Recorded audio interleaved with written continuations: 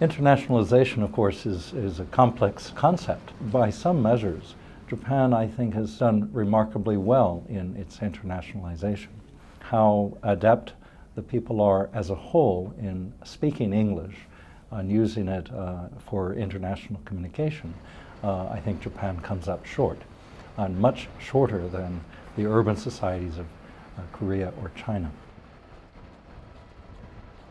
If we dissected the teaching of English in Japan over the past half century, there has been an overwhelming focus on grammatical English, on reading and writing, and on passing or preparing to pass university entrance examinations. The ability to dissect a sentence and know its grammar has been more important than the ability to use that sentence in casual or formal conversation. There are a couple of cultural issues. The Japanese people tend to hesitate to speak unless they feel that they can do so perfectly. The sense of not wanting to speak unless you get it right means that that level of hesitation or perfectionism of wanting to get it right means that you have a real hesitance, a reticence to speak. If you're not speaking and using the language, it's not going to improve.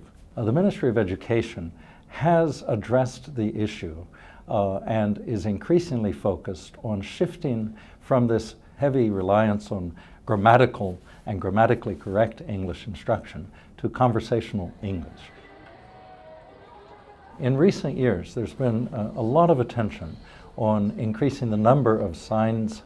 The signage has certainly increased, whether you're on the trains or in the subway system.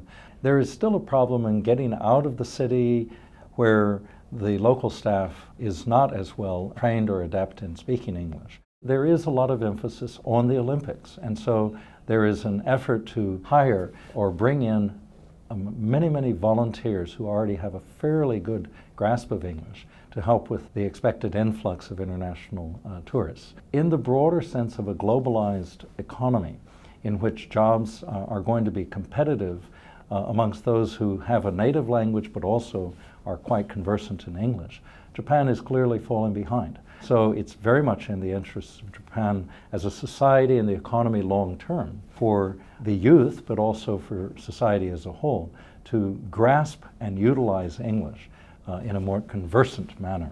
There's no question about it.